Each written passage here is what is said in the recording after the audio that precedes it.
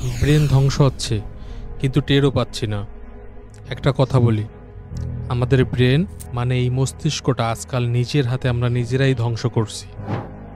আর সবচেয়ে ভয়ানক ব্যাপার হলো, আমরা জানিও না কিভাবে ধীরে ধীরে আমাদের চিন্তাভাবনা, স্মৃতিশক্তি, মনোসংযোগ সব শেষ হয়ে যাচ্ছে।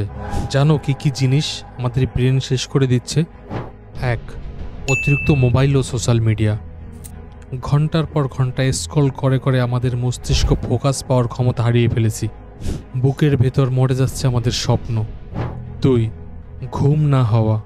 রাত জেগে ফোন, গেম, সিরিজ এই সবই ব্রেনকে বিষ খাওয়ানোর মতো। ঘুম ছাড়া ব্রেন সফটওয়্যার ক্র্যাশ হয়ে যাওয়ার মতো। 3. একসাথে অনেক কিছু করার চেষ্টা, মানে মাল্টিটাস্কিং। আমরা ভাবি আমরা স্মার্ট, আসলে আমরা আমাদের ব্রেনকে গাধার মতো ব্যবহার করছি। ব্রেন একসাথে সব হ্যান্ডেল করতে পারে না, ধীরে ধীরে বিপর্যস্ত হয়। 4. নেগেটিভ চিন্তা আর স্ট্রেস।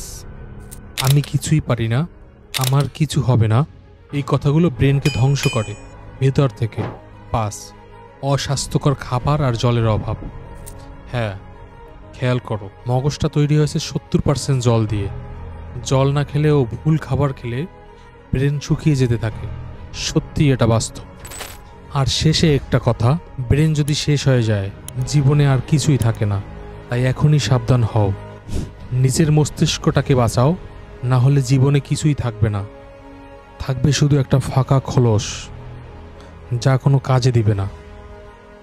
তাই আজকে থেকেই সতর্ক হও, যেন এই বাজে অভ্যাস থেকে সকলে বেরিয়ে আসে, যেন নিজের ব্রেনের যত্ন ও সঠিক পরিচর্যার মাধ্যমে নিজেকে একজন সফল মানুষ হিসেবে তৈরি করতে পারে।